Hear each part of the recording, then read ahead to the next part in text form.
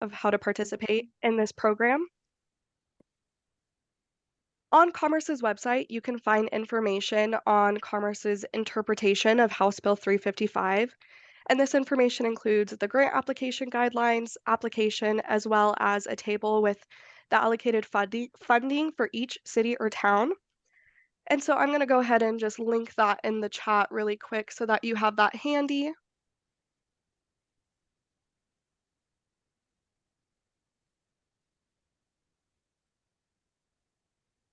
Did that come through okay? Yep, it's in the chat. Okay, perfect. Thank you. Additionally, on our website is a helpful FAQ section and a recording of the last town hall. This town hall will also be linked to our website once we are done here and once we can get that up.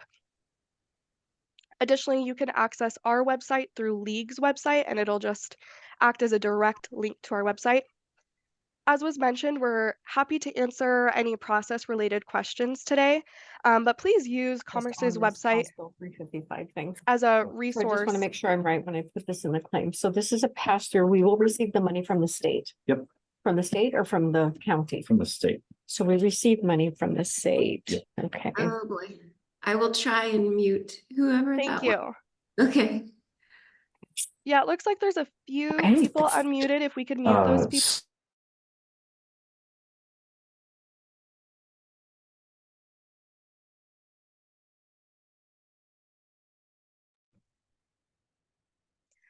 Alrighty, thank you everyone for muting, and if you can just stay muted and send any questions you have in the chat. As I was saying, we're happy to answer any process-related questions, but also use Commerce's website as a resource for any questions you might have. And if you have specific project eligibility questions, please contact Commerce staff, and I'll provide the email in the chat to contact Commerce staff at. All right, so I sent that in the chat, and it's going to be doccdd@mt.gov.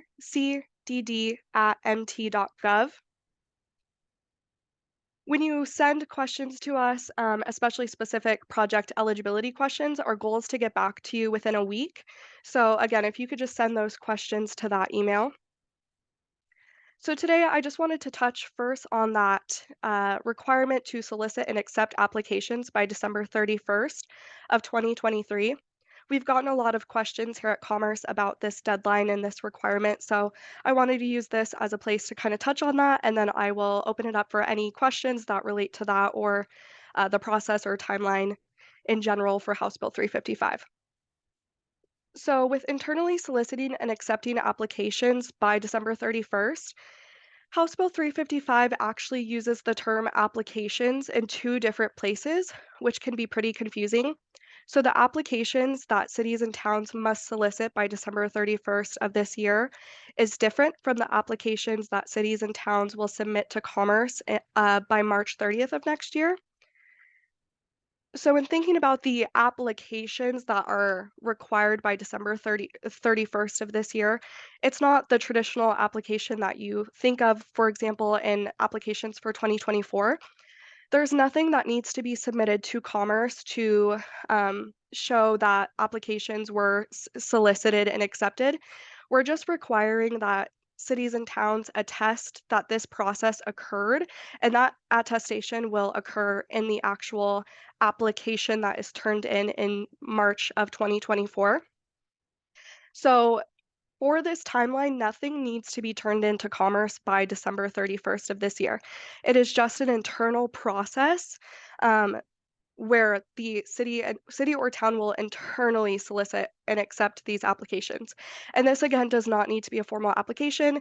It can just be advertising the need for project application. It could be discussing potential projects with department heads or hosting meetings to discuss and identify potential infrastructure projects.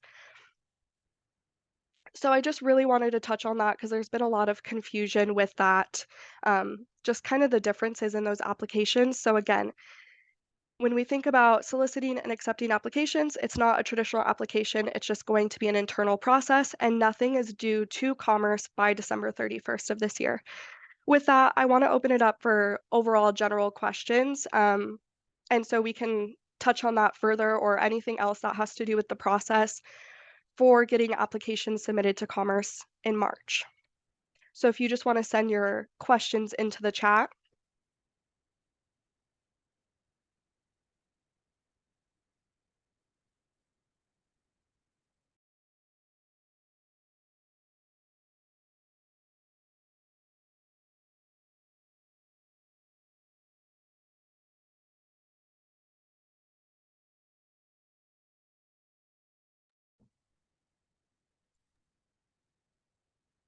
Well, that's awesome. It looks like everybody's just gonna like move forward and not worry about anything. It looks like we just got one question, Kelly. So hopefully that'll get the ball rolling on some other questions.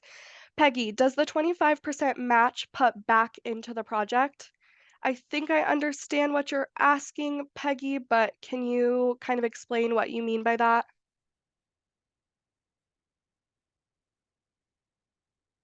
Back to Commerce, or is it added on to our allocation? You know what I'm saying? How does the match work? So Yeah. the match is 25% of the total project cost. So it is part of the, you know, the budget. It's part of the pie. It's not in addition. You know, so if the project costs $1 million, you could get up to 750,000 from this program, and then there would be a local cash match requirement of 250K.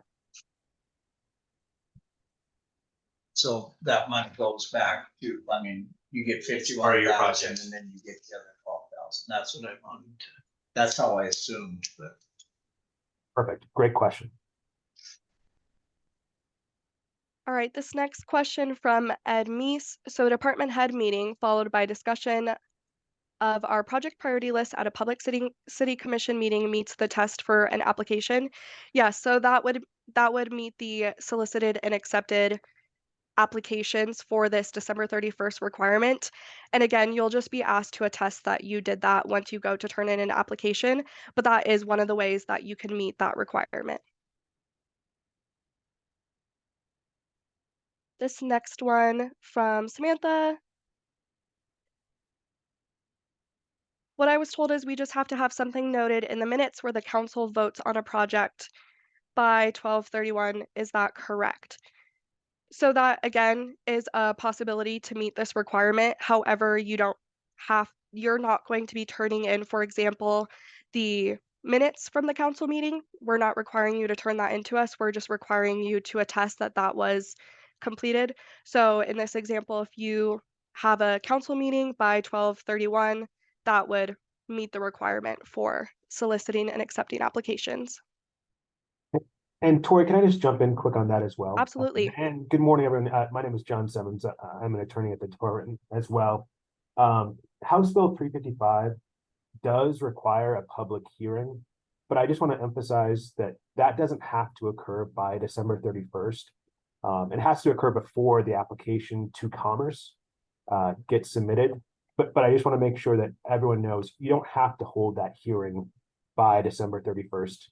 2023. It's great if you do, but want to make sure there's no confusion that you have to hold a hearing by that date. Thanks, Tori. Yeah, thank you for that, John.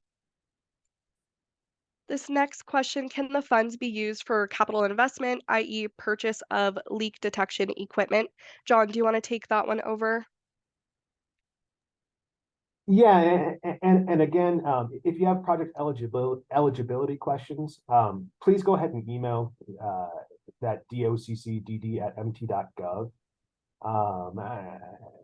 I'll be happy to answer this kind of generally, I guess, but if there are specific questions, we just want to make sure that we're doing right by you guys, that we have a chance to review and that we get you back kind of a written response, so that you have that to rely upon as well.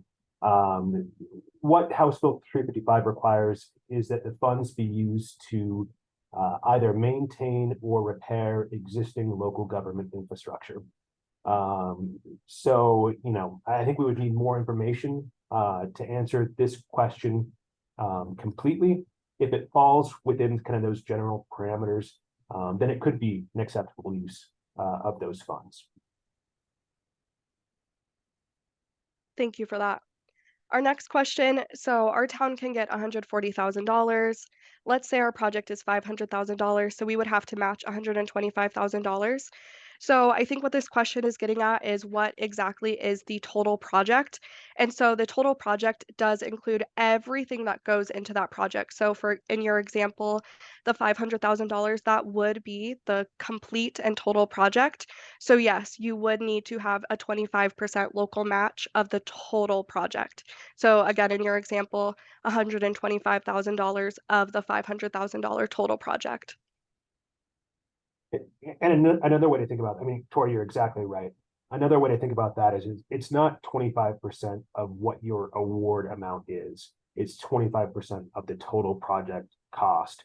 And that comes directly from 355. And this is Kelly. I would just jump in there and say, I think this is exactly why I was trying to encourage people to pick smaller projects that have just kind of been sitting around. Because otherwise, if you go to your big projects with this, you're going to end up with a pretty big match. So unless you're already lined up to do that for a big like TSEP project, look at those smaller projects they have sitting around. Do you have to replace a roof? Do you have to fix sidewalks? What do you have out there that's just kind of smaller maintenance projects? Thank you, Kelly. I think that's a great point. This next question, is engineering required on all projects or just on a case-by-case basis? I'm going to yield that one to John as well. And let's bring in Becky as well. Yeah. Becky and Seth, because I think that you'll have a good perspective on this question, Becky.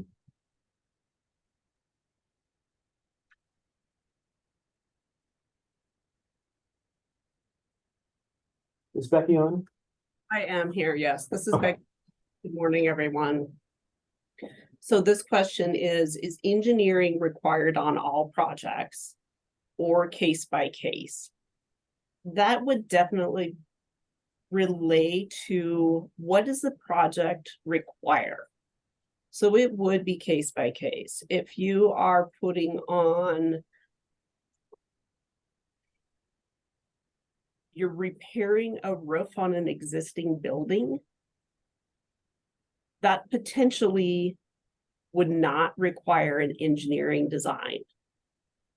And I'm just throwing that out there as a random example, so don't fall asleep on it. You are proposing a bridge project.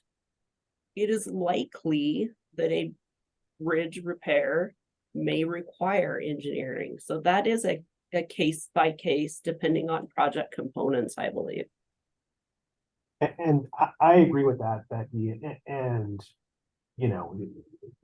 look at section 6, I think, of 355 as well. There needs to be certifications that engineers, public works director or consultant engineer has to sign off. And then there has to be a project cost estimate showing the cost of the project prepared by a local professional engineer or qualified contractor. So that's really what we're looking for. But I think Becky's right on that for bigger projects, you probably do need to get engineering, even if that's kind of not a strict requirement in 355 itself.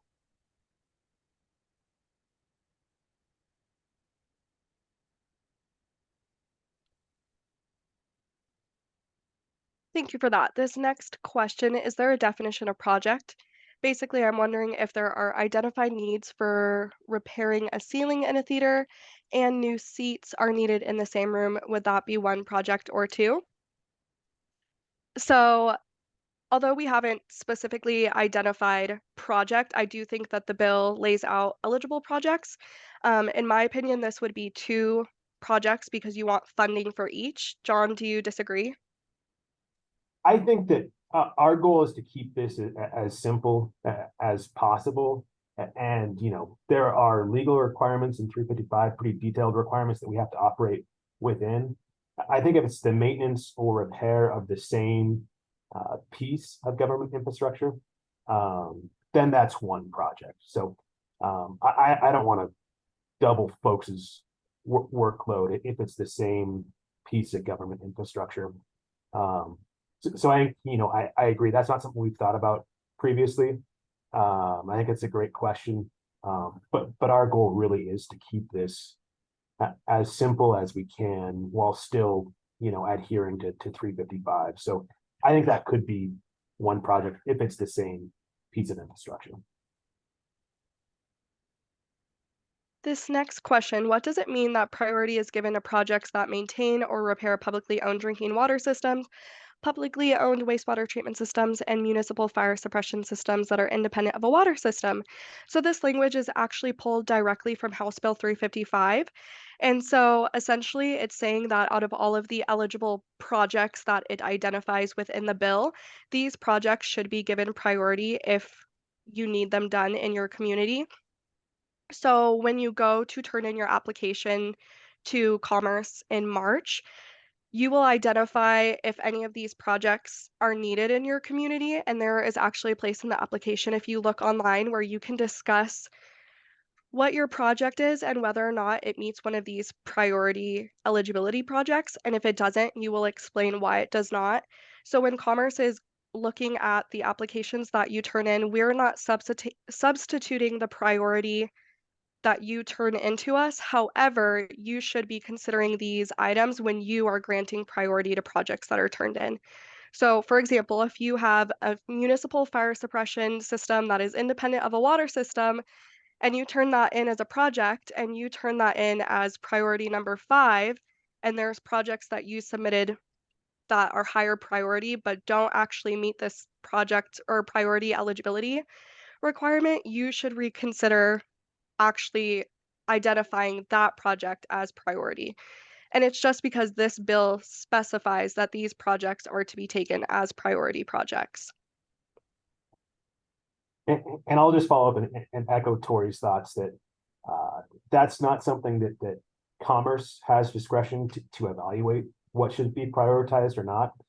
We just consider what you all submit. So I view that as really a directive from the legislature to local cities and towns that, they're suggesting that you prioritize those projects, but that's not something that we get to review. The legislature has told us to defer to you all effectively. And like I said, in that application, you will actually be able to explain, for example, why that wasn't chosen as a project. And in that, you can explain, we actually already fixed our, water treatment system, and this is not a project we need to do. And so that'll just be an opportunity to explain why you are not prioritizing one of the ones that they're asking you to prioritize. And then when do you anticipate funds will be received after application in March? So funds will be granted one after application is approved, and then after the requirements in section 6 and section 12 are completed. And those are on the bill that I believe was added to the chat. And then after that, the city or town who had the approved application would be eligible to receive funding. So it's kind of just a matter of when those requirements in section 6 and section 12 are completed by the applicant. Mhm. And a key point to note there, additionally, is that funds are dispersed on a reimbursement basis. So this isn't an upfront lump sum. It's as you incur costs, you can get reimbursed, provided that everything in section 6 and 12 has been met. Looks like this next one is not a question. If the city is looking at a large sewer lagoon improvement project in the future, could a small project for these funds be the engineering for the future project? John, do you want to take that one? Yeah, I mean, again, I think that to the extent we have eligibility questions, please email Yeah. us. I think we need more information to effectively answer that type of question. My concern here, and this is in the FAQs as well, construction for all of these projects has to be completed by December of 27. So that could potentially, implicate this type of question. And again, it really just needs to be repair or maintenance of an existing piece of government infrastructure. So not sure, just don't have enough information to know how it would fit within those parameters. But please do follow up with us via email. As Tori noted, our goal is to get back to you within a week. And again, the FAQs hopefully also identify eligibility requirements and eligibility issues. And then I think as well with this question, and correct me if you disagree, John, I think what Kayleen is asking is whether or not the funds could go towards a smaller portion of an overall project. Right, and that wouldn't be Yeah, so again, permissible. it's the Yeah, total project. right. Here, the question is for a future project. It's not Mhm. clear what that future project is that's being referenced. But yeah, you couldn't carve out kind of, if the total project cost for something is $40 million, yeah, just carve out a small piece of that as being the total project. There is a 25% match for the total project cost, so you can't kind of get around that by identifying a discrete, sub project or something along those lines. Samantha, if the project were to start and be billed before the application is approved, is that okay, or would that not be able to get reimbursed? So the date that we have set for eligible reimbursement is that application submission, as you mentioned. So if the project and anything that would be eligible for reimbursement occurred after the application was submitted, that is eligible even before approval. Just knowing that if for some reason you weren't approved, it would not be reimbursable. But if you were to begin any parts of the project that you wanted to be reimbursed before you submitted an application, those would not be eligible for reimbursement.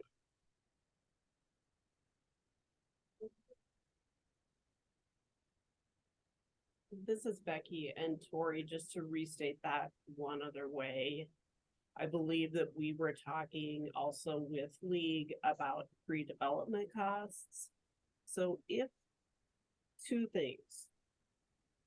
For the direct reimbursement of the 355 funds, the invoice would have to be after application submission date. If a project incurred some pre-development costs and are covering that with their local match dollars, I believe we discussed that would be okay. Well, and I think, Becky, those construction costs could qualify for the local cash match. It wouldn't be eligible for reimbursement. Reimbursement eligibility is post-application, but we will consider pre-application, pre-construction costs as qualifying for that total or for the 25% local cash match. So there wouldn't be any reimbursement eligibility for pre-application costs, and you can't start construction itself before submitting that application. But you can do the design or those types of pre-construction activities, and then count that towards your local cash match. And again, if you want to start get going right away, you don't have to wait until March 30th to submit an application. You don't have to wait until December 31st to kind of solicit ideas on the local level. You can get going on your own timeline. You don't have to wait for these deadlines to toll to act.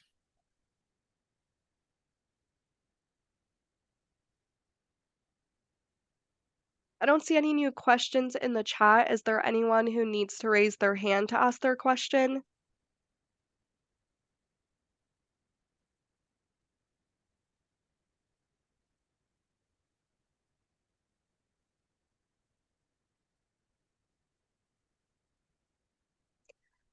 All right, seeing no new questions, just a reminder to email that doccdd@mt.gov. with any detailed eligibility questions, or if you just have a question about anything we've discussed today or the application process or timeline, we'd be happy to answer those questions in that email. Additionally, the website is a really good resource, and we recommend using that for any questions you have. And we have been updating that as we get frequent questions as well.